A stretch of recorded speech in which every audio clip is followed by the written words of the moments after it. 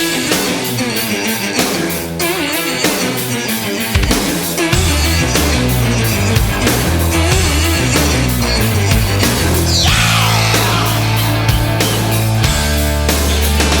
aí, pessoal, tudo bem?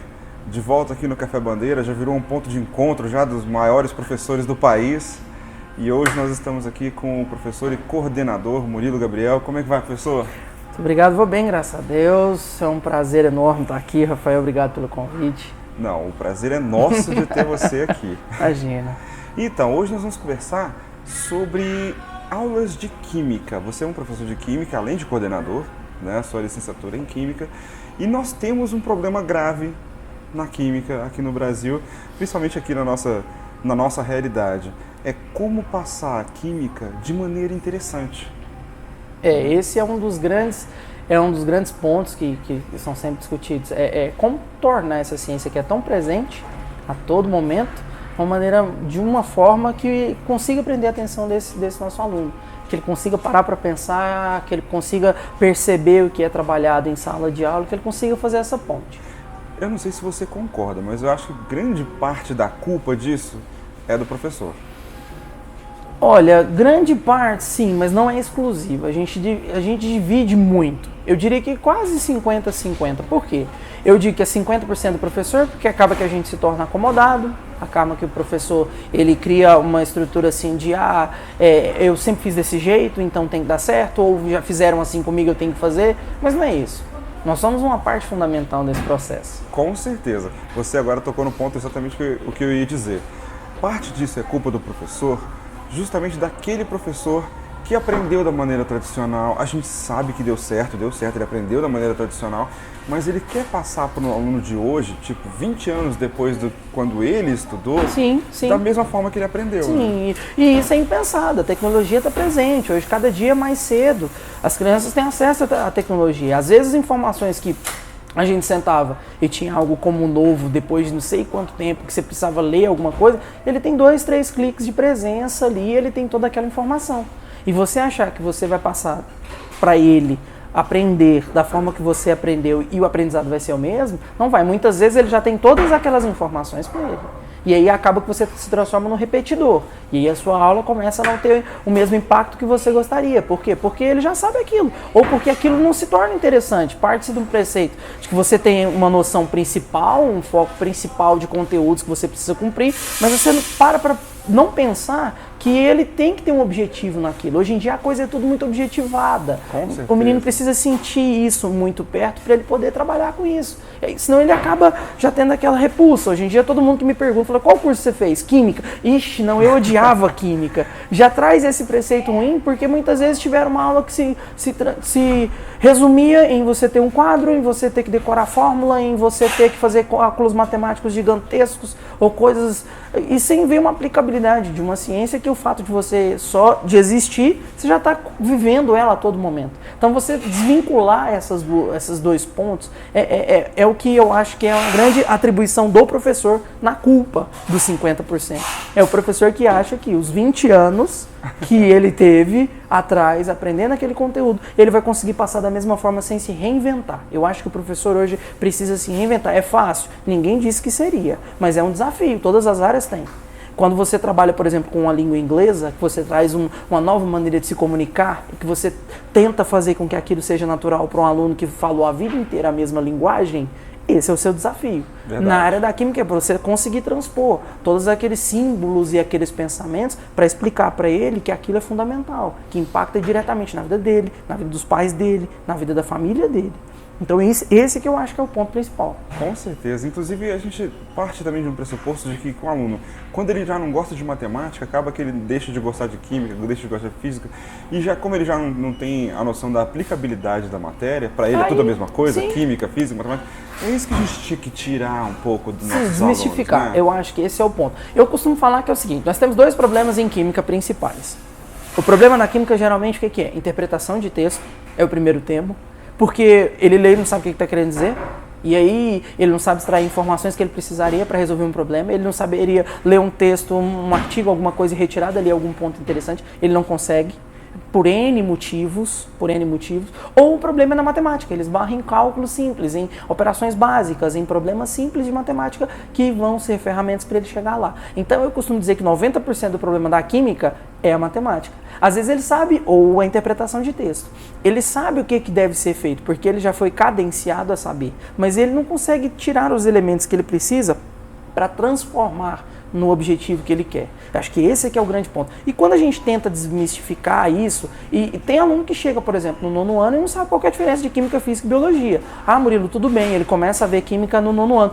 Mas ele passa do 9º para o 1º achando que é a mesma coisa. Então, quer dizer, ele tem durante um ano inteiro aquele primeiro conteúdo, sendo que 3 professores não conseguem desvincular a visão uma da outra. Às vezes ele vai para o ensino médio e ele vê que as 3, não é que elas são separadas, muito pelo contrário. E aí a gente esbarra num outro ponto dentro da própria química, que são trabalhar as 3 grandes frentes separadas. E na verdade elas não são separadas, elas fazem parte do mesmo todo. Você tem teoria atômica para explicar vários pontos, até, por exemplo, dentro da fisicoquímica e dentro da química orgânica. Então não tem como você desvincular essas 3 áreas. Tem como você trazer isso mais para perto do aluno. Esse é o objetivo que tem que ser trabalhado. Conseguir trazer. É o desafio. Como eu falei, não é algo simples, claro. Não tem uma receita. Mas eu acho que é esse o desafio. Rubem Alves já dizia o seguinte, que ele queria propor um novo tipo de professor, que era o professor de espantos. Eu achei linda essa fala dele, né? E eu acho que ninguém melhor do que o professor de espantos que um professor de química e de física, né? Porque vocês dão aula, não só de química e de física, mas de biologia também. São os 3 que são... Eles falam sobre a vida, falam sobre a terra, falam sobre o mundo. Eles dão aula de como o mundo funciona. É o manual do mundo. Sim, sim. Parafraseando agora o Iberê Tenório do canal. Sim. Então, assim, é o manual do mundo. Vocês têm na mão o manual do mundo para justamente espantar esse aluno, deixar o aluno curioso para a vida. Eu acho que esse é o grande ponto. Um dos pontos que na minha graduação mais me chamou a atenção é o que eles fazem em todo o primeiro período. No primeiro período, primeiro momento na faculdade, logo nas primeiras aulas em laboratório, que aí é um outro ponto também que deve ser muito bem falado a respeito do curso, assim, em química específica, que é, eles propõem uma situação, logo no primeiro componente de aula de laboratório, eles montam um experimento. Algo que é simples para eles, que a gente vai entender como simples depois, mas para quem não teve aquela formação no ensino médio, aquilo se torna uma proporção gigantesca. Eles simplesmente, na universidade que eu cursei, eles pegavam um pedaço de sódio metálico e colocavam em água. Para nós que já temos uma noção, que sabemos, que sabe que tem essa alta reatividade desse material com a água, e ele coloca um indicador e essa água que é transparente, límpida, se transforma em um rosa vivo. Isso para um aluno que nunca viu isso é fantástico, isso deslumbra, isso causa o espanto. E aí, a partir disso, você explicar que está sendo formada ali uma solução, que você tem a presença de uma base forte e que aquilo ali tem aplicabilidades. E aí você explicar, pronto, você já fez um papel muito importante. Foi causar o espanto, foi chamar a atenção, foi trazer o mundo para o menino. E que às vezes ele tem essa distância. Eu acho que começa por aí, muito por aí, essa questão de você trazer o espanto, trazer para a sua realidade. E eu já ia te perguntar sobre isso. Como trazer o espanto para esse aluno? Você acha que a gente deve começar com teoria, até mostrar aonde isso vai levar, ou a gente já leva a reação e depois explica a reação? Vai depender muito, aí claro, do professor. Por quê? Não posso defender que só você trazer o experimento para depois você começar a trabalhar em cima dos conceitos seja algo que vai resolver seu problema, não. Eu acho que tem que ver muito a questão da realidade da escola, a realidade dos alunos. É uma ferramenta? Sim. Por quê? Vai chamar atenção. Ótimo. O professor tem que saber que ele tem que estar muito bem preparado para as milhares de perguntas que vão surgir dentro desse leque. Esse é o primeiro ponto. Se ele traz a parte geral primeira, ele tem que se lembrar que essa parte geral ela tem que ser complementar. Em que sentido? Ela tem que trazer uma teoria e aí você ter ainda a atenção do aluno para a parte prática, para que ele consiga perceber aquela teoria que você aplicou na prática. Eu defendo que a prática primeiro é bacana, sim, para causar o espanto. Porque depois que ele vê que aquela água mudou de cor, ele vai esquecer o mundo, ele quer saber por que mudou de cor. Aquilo para ele se torna importante. E aí, à medida que você... o meu medo é que o professor não consiga trabalhar para prender a atenção dele durante o processo de explicação para chegar no porquê. Porque às vezes o professor começa a explanar demais e perde aquele foco que ele precisaria. De explicar o porquê que aquela água se transforma do ponto de vista do aluno, a água mudou, ela deixa de ser água. Então, necessariamente, eu preciso ter esse cuidado, enquanto professor, de saber trabalhar esses pontos. A prática, primeiro, ela chama atenção, mas ela tem que estar muito bem alinhada com a teoria. E essa ponte quem tem que fazer mesmo é o professor. O interessante também seria como elaborar bons exercícios de química para os alunos. Isso vai muito pautado de acordo com os conteúdos. Existem conteúdos que são mais específicos, né, e esses realmente requerem que o aluno tenha uma maior aplicabilidade. Isso o professor vai ter que ir sentindo com eles. E existem outros que são perfeitamente acoplados a essa realidade mais próxima do aluno. Então, o professor, muitas vezes preso especificamente ao livro didático, se esquece da sua prática como aluno. Como que para ele, se ele tivesse que aprender, como seria mais fácil para ele? Eu costumo pensar o seguinte: se você se coloca no lugar do seu aluno, o seu objetivo é muito mais fácil atingir. Por quê? Se você pensa, cara, se falassem assim comigo, eu iria entender o que eu estou dizendo? Simplesmente jogar uma lista de exercícios. Simplesmente chegar uma lista de exercícios e falar, eu preciso dessa lista de exercícios pronta. E sem dar, por exemplo, meios para que esse aluno consiga construir, pegar exercícios que são cheios de particularidades para o aluno que está começando o curso, está começando o seu caminhar. Aí ele já fala, não gosto de química. Ele já fala, não gosto de química, ele já pega um entrave, ele já pega ali um ponto que para ele foi totalmente desestimulante, porque ele pegou as piores situações, os piores cenários possíveis. Nós sabemos o tanto que é bom trabalhar com êxito. O êxito nos deixa bem. Então, não estou dizendo que deve se começar com coisas triviais, simples. Não é isso. Especificamente, então eu vou trabalhar uma lista de exercícios só de material simples e fácil, para que eles achem que ele detenha todo o conhecimento. Não é isso. Mas é porque do fácil ele consegue ir caminhando, ele começa a crescer dentro do pensamento das ciências de uma maneira geral. É claro que para a química, conhecimentos como, por exemplo, modelo atômico, para você trabalhar isso de uma maneira na lista de exercício é meio complicado. Mas quando você alia isso, por exemplo, aos fogos de artifício, por que da coloração dos fogos de artifício? E aí vem dentro da questão dos modelos atômicos e a diferença entre eles, e o crescimento do pensamento científico até chegar lá, aí o aluno começa a ver isso de uma maneira diferente, ele vê uma aplicabilidade, ele vê algo que chama atenção, mas não está totalmente desatrelado do conteúdo. Eu acho isso incrível, a cor do fogo, Sim. Por que aquele fogo é vermelho, por que aquele é azul. Sim. Eu gosto muito de documentários, e um dos documentários que eu mais gosto são os que tem universo, o cosmo. Eu adoro o cosmo. E aí o pessoal fala, naquela lua tem metano, naquela tem não sei o que lá. Como é que eles sabem? Agora, sabendo os elementos químicos, eles já sabem como diversas maneiras eles conseguem identificar. Sem precisar ir lá, sem precisar ir lá, pelas cores. Tem vários indicativos que eles conseguem nos dar para poder trazer a presença ou a ausência, por exemplo, de alguns gases. Você vê falando, não, naquela atmosfera, por conta do tipo de rocha que você tem e por conta da classificação do lugar, você sabe se lá vai ter a presença ou não de oxigênio, a presença ou maior de gás metano, de gás dióxido de carbono. Então, enfim, diversas maneiras, tem como você saber isso e ir até lá. Claro, estudos, cálculos e algumas reações são necessárias para que se entenda o processo. E aí é que vem o bacana. Você pensa numa situação, um problema, saber se determinado lugar tem a presença ou não daqueles gases, e a partir disso você começa a pensar, tá, e a teoria que vai me embasar isso? Quando eu tenho aquele tipo de rocha, qual que é o tipo de processos erosivos que eu vou ter muitas vezes ali, ou qualquer tipo de processo que vai liberar qual tipo de gases? Então eu vou ter uma atmosfera que vai ter a presença de tais gases. Então é a partir dessas situações, problemas, que às vezes a gente considera como simples, mas não são. São simples porque a gente já teve uma certa vivência. Mas para às vezes aquele aluno que é a primeira vez que pensa sobre isso, tem algumas perguntas que às vezes a gente faz em sala de aula, o aluno fala assim, mas por que você está pensando isso? Como que você para pensar sobre isso? Eu falo, mas esse é o nosso papel. É pensar um pouco, não é sobre tudo, mas é fazer as perguntas certas. Até mesmo as do dia a dia. Sim. Por que pimenta arde? Sim. Por que tem aquela ardência? Existe um grau de ardência das pimentas. É classificado de acordo com a quantidade de toxina que ela libera, que na verdade não é uma toxina, é uma espécie ácida. Então você sente aquilo, e aí a gente acredita que a gente tem uma pimenta que é mais ardida, que é uma malagueta, mas na verdade ela ocupa uma posição bem baixa em relação aos graus de pimenta. Aqui, principalmente na nossa região, tem-se o costume de colocar muito pimenta em tudo. Eu sei. Para quem vem de fora sofre muito com isso. Mas assim, aí é um bom ponto para o professor começar a trabalhar. Mas por quê? De onde vem isso? E por que ela arde? Quais são os pontos para neutralizar essas pimentas? E quais são os Jogou pontos... pimenta no olho, como é que para de arder? Como é que para de arder? Então, necessariamente, ou aquela criança que é desavisada e pega aquela colherzinha de pimenta que ficou em cima do pote, coloca na boca e aí entra em desespero.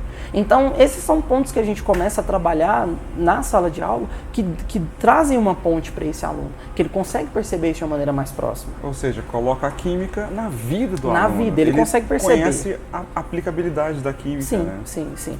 Eu acho que esse é um dos grandes pontos. Assim como a química, a física também é muito importante. Mas eu falo que o desafio da física ainda é um pouco menor. Não que ele seja mais fácil, não é isso. Porque você já tem na física atribuições mais macroscópicas. Você já está vendo as coisas acontecerem. A gravidade você sente ela a todo momento. A lei de ação e reação, você tem vários pontos onde você consegue perceber isso claramente. Agora a química a gente esbarra num outro ponto, que é a questão do microscópio.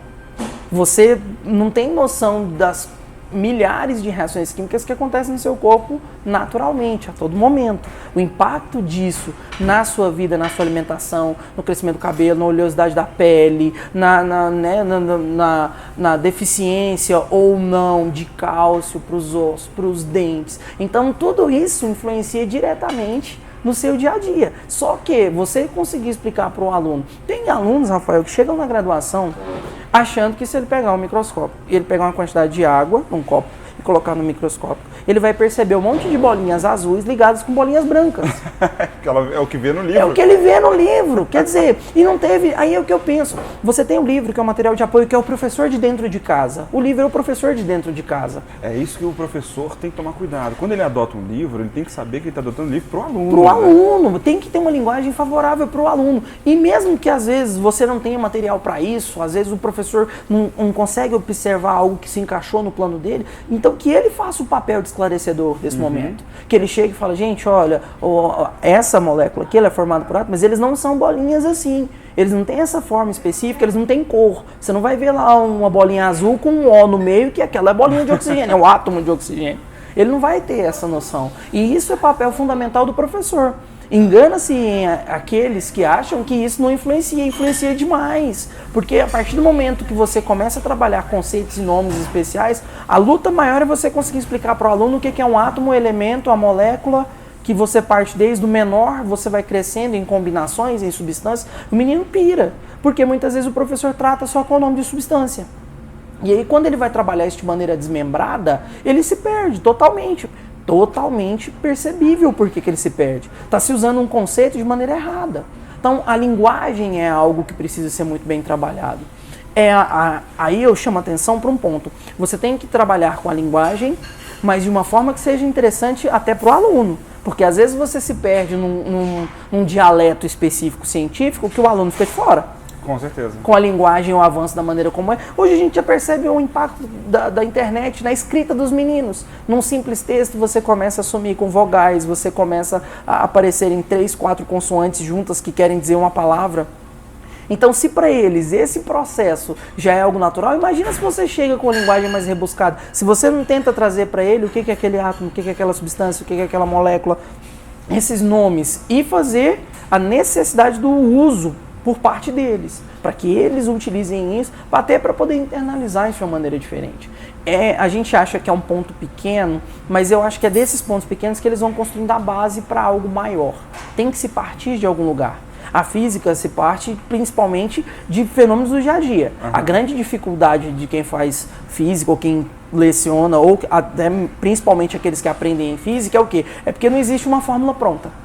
Cada situação é uma situação, um problema. O meu problema com física foi esse. A minha grande dificuldade no ensino médio, primeiro e segundo ano, até eu conseguir entender como funcionava, era isso.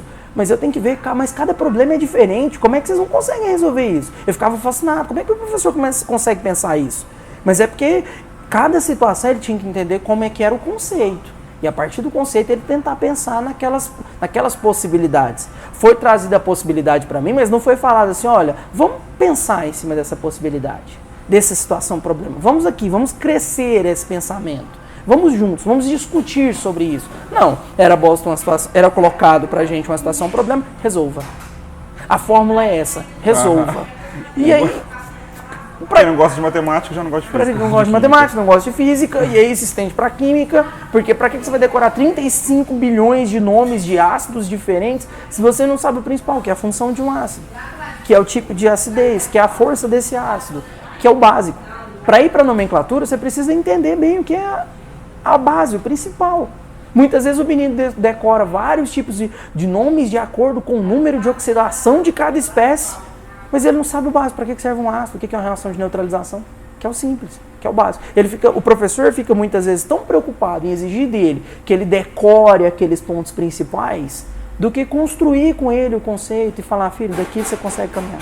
Eu acho que esse que é o grande diferencial, que a gente está precisando ainda despertar em muitos professores. 50% de culpa dos professores, mas é 50% de culpa das outras espécies que estão envolvidas no processo.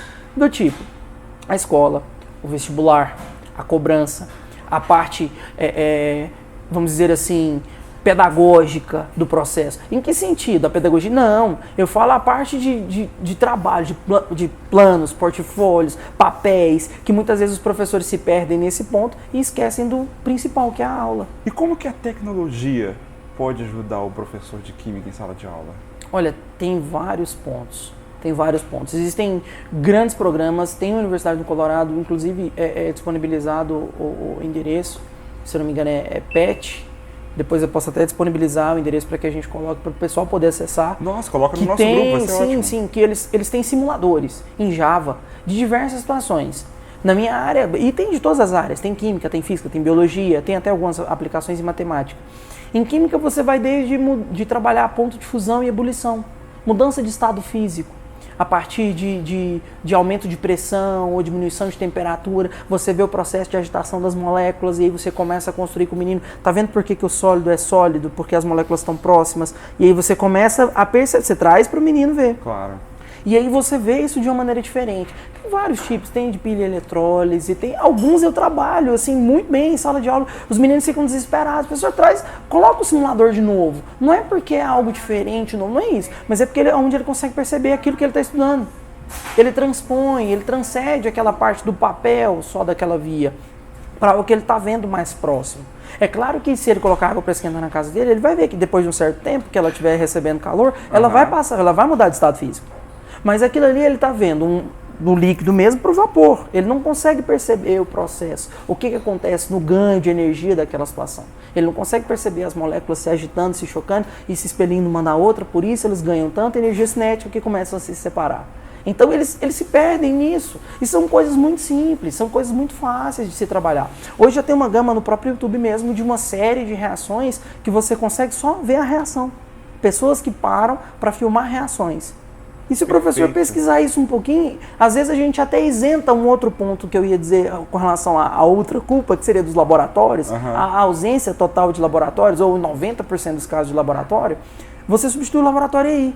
É claro que você priva o aluno de ter aquela vivência pessoal, tátil, visível, aquela ali de perto, que para muita gente é importante. Mas você já quebra uma barreira aí. Quando você tem, na realidade da escola, né? Já traz para a realidade da escola. Se não tem, o professor pode sentar um pouquinho e pesquisar um pouco a respeito. Reações mesmo no YouTube. Ele já traz diversos casos de luminescência, de reações de neutralização, reações de precipitação. Alguns pontos que o aluno, que ele pega dois líquidos, por exemplo, incolor, sai dele, ele percebe a formação de um sólido amarelo. Aí o menino fala, uai, como eu estou misturando... Para eles é muito simples. Estou misturando duas águas e transformando um sólido amarelo. Não são duas águas. Aí você vai trabalhar na nomenclatura, quais são as substâncias, por que tem aquela formação daquela espécie, da onde que sai aquilo. E aí é que o menino fica deslumbrado. E aí é que metileno, né? Aquela coisa linda. Eles começam a ver todos aqueles pontos, toda aquela coloração. A fenolftaleína como indicador ácido base, o menino vê lá a presença, você mistura, né, um determinado ácido numa determinada base ou em água e você vê aquilo ali, aquela coloração surgir, aquele róseo vivo. E aí todo mundo fala assim, nossa, mas por que mudou de cor? Aí é o papel do professor, de ter, após o espanto, trazer ele para que o que foi trabalhado ali? Para o microscópico, a partir do macroscópio. Ele tem que estar com essa teoria muito bem atrelada, para não deixar perder o espanto. Mas ao mesmo tempo também não devagar demais a respeito do assunto e deixar o foco principal, que é aquele espanto, deixar se perder. Acho que esse é o ponto principal que o professor precisa mediar. Não é uma tarefa fácil. Engana-se quem acha que ser professor é uma tarefa simples. Com certeza. Engana-se. Tem gente que fala assim, dar aula é muito difícil. Eu costumo dizer, Rafael, que a aula é a parte mais fácil.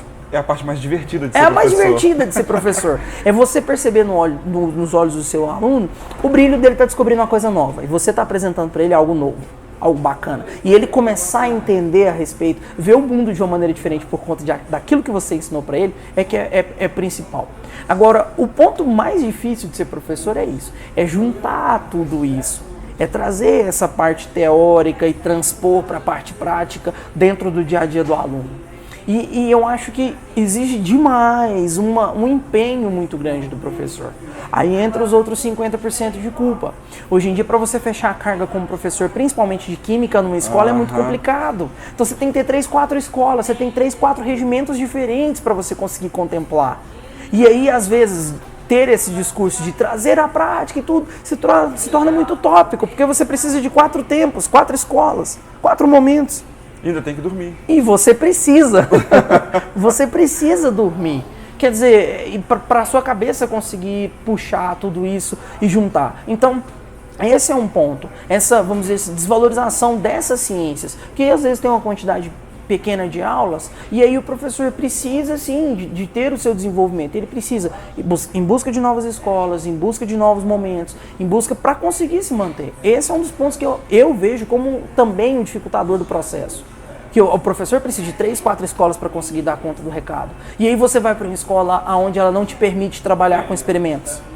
Onde ela é totalmente presa num processo já estabelecido como de sucesso.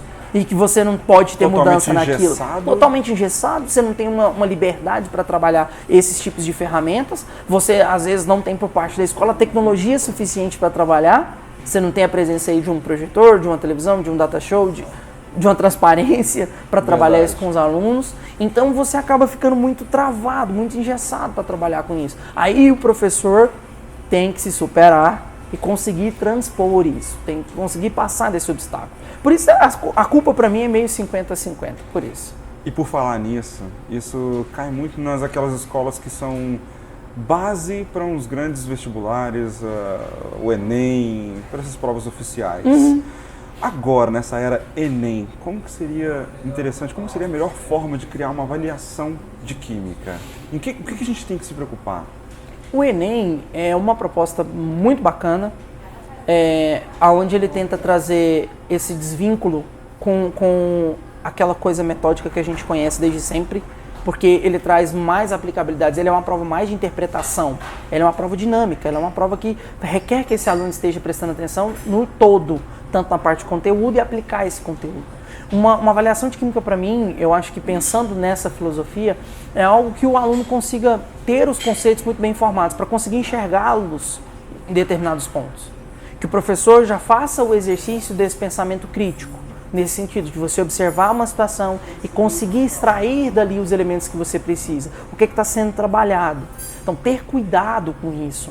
Ver que você está trabalhando com o aluno. Você tem que trabalhar com o pensamento do aluno. Às vezes o professor monta uma prova achando assim, não, ele tem que pensar assim. Ele não tem que pensar assim. Ele não foi feito para pensar assim. Eu tenho que dar para ele subsídios para que ele consiga pensar assim. Não é que ele tem que pensar. Será que eu forneci para ele capital suficiente para que ele pensasse assim? Para que ele se desvinculasse de toda essa teoria engessada que a gente tem? A prova do Enem, ela é fantástica, ela é muito nova ainda, ela ainda esbarra no conteudismo, ela ainda esbarra em alguns pontos que são principais.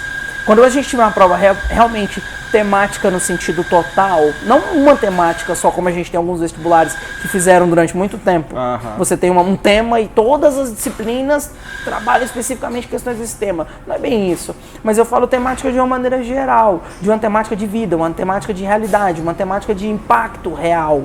Quando a gente tiver uma avaliação desse jeito, ciências, de uma maneira geral, química, física e biologia, vão ter que ser trabalhadas de uma maneira muito diferente do que é hoje.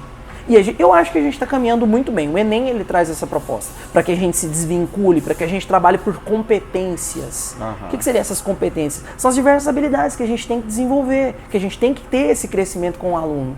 É um compartilhar. Você precisa compartilhar com ele o que você tem, aprender a vivência dele também, porque é até onde ele tem contato. até onde ele foi, o que ele conhece, para tentar criar com ele esses conhecimentos. Não é que exista uma receita pronta, mas você tem que pensar, e o seu aluno? Será que ele teve indícios realmente para poder trabalhar com isso de uma maneira satisfatória? Ele consegue levar isso de uma maneira plena, de uma maneira simples, com uma certa fluidez, como o Enem pede que você tenha essa fluidez? Será que a gente consegue trabalhar assim? Então, o professor ele precisa ser crítico nesse ponto.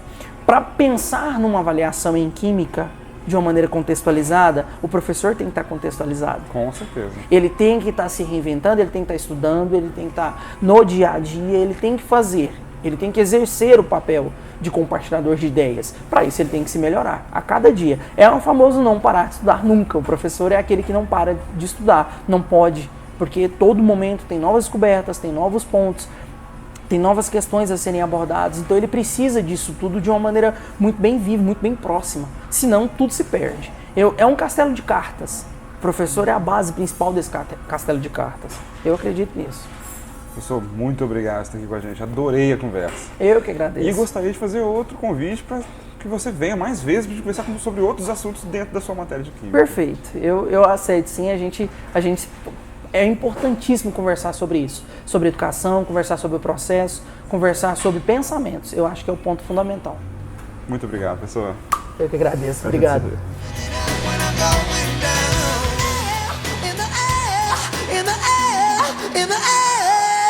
Loving it and love it up. Living it up when I'm going down.